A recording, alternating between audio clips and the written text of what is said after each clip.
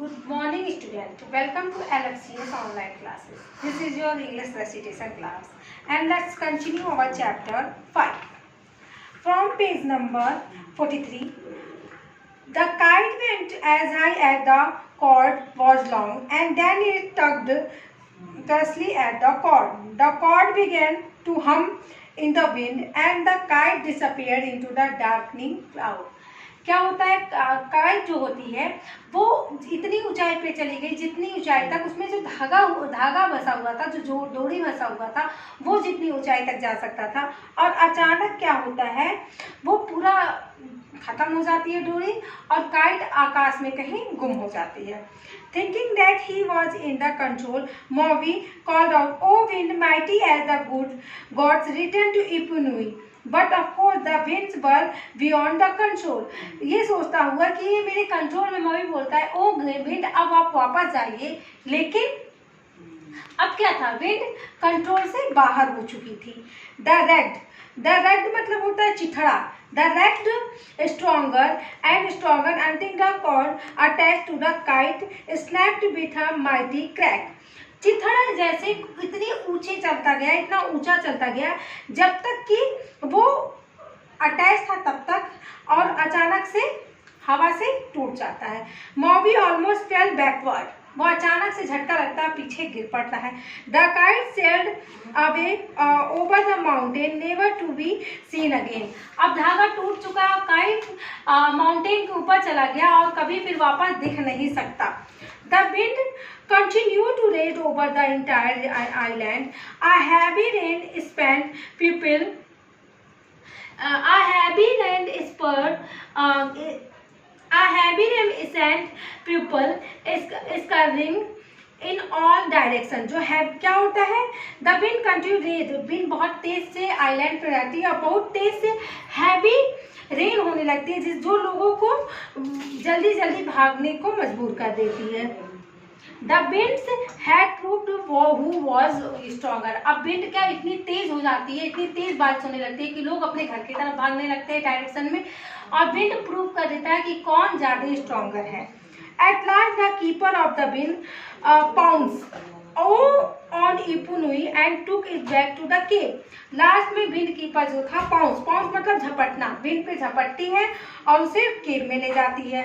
She worked all through the night gently coaching the wind back into the ground. वो पूरी रात काम करती. कोचिंग मतलब मनाने की कोशिश करती है विंड को कि वो फिर से उस कद्दू में जिससे निकली थी उसके अंदर चली जाए.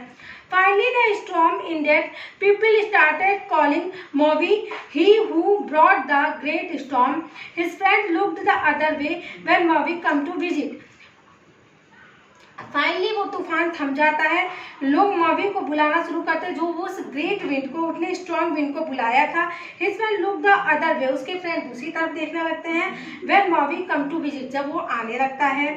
Finding himself alone with nothing to do, Maui built another kite. It was smaller than the first. He flew in the near his home.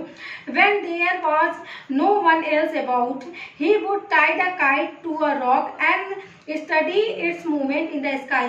अब जब खुद को अकेले पाता है वो छोटा काइट बनाता है और अपने घर के पास ही उड़ाना शुरू करता है और उसे वो टाई करता है काइट को रॉक पे और देखना चाहता है कि आकाश में उसका मूवमेंट किस तरह से हो रहा है.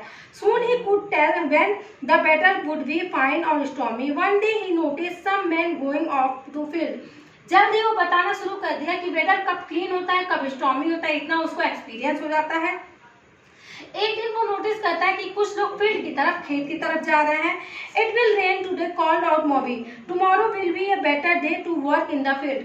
मॉवी बोलता है कि आज शायद बारिश होगी, कल अच्छा दिन होगा फील्ड में काम करने के लिए. द मैन जस्ट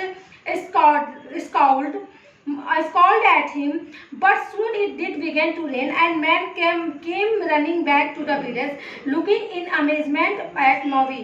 स्कॉट मतलब गुस्सा होना. जो लोग फील्ड में जा रहे थे वो मॉवी पे गुस्सा होता है, लेकिन जल्दी बारिश होने लगती है और वो वापस आते हैं और वापस आते हुए वो मॉवी को बहुत ही आश्चर्य से देखते हैं. Another day Maui wanted warned a group of movement that their clothes would be blown away from the drying place because his kite told him that there would be a storm that day. Later they were out in their yard chasing their clothes which were blowing about in the storm. क्या कहते हैं कि जो औरतें कपड़े सुखा रही हैं वो बोलता है कि आज बारिश हो सकती है और बहुत तेज तूफान आ सकता है, तो आपकी जो कपड़े सूख रहे हैं वो उड़ सकते हैं क्योंकि आज मेरी काइट ने बताया है कि तूफान आने की संभावना है। In time the village began to depend on Maui and his kite. धीरे धीरे विलेज के लोग मॉवी और उसके काइट पर डिपेंड होने लगे कि वेदर किस तरह से हो सकता है। He taught him how to tell from the dancing movement of the kite which they would be good for planting और फिशिंग और ड्राइंग। अब वह लोगों को बताने लगा, सिखाने लगा कि काइट के मूवमेंट से कैसे पता चलेगा किस दिन प्लांटिंग के लिए अच्छा है, कौन सा फिशिंग के लिए, कौन सा दिन ड्राई क्लॉथ को सुखाने के लिए। People now start calling him teacher of the weather. लोग उसे वेदर मौसम का ज्ञाता बनाने, मौसम का अध्यापक बुलाने लगे। Even the keeper of the wind no longer served him, मतलब बहुत दिन तक कीपर ऑफ विंड उनसे दूर नहीं रह सकी। And Maui had learn his lesson, never again did he fall for the winds of Ipunui and Ipunui. अब नवी ने एक लेसन सीख लिया और वह कभी भी इन विंड्स को बुलाने की कोशिश नहीं करेगा। Now student, your homework is right summary of the chapter 5। Thank you.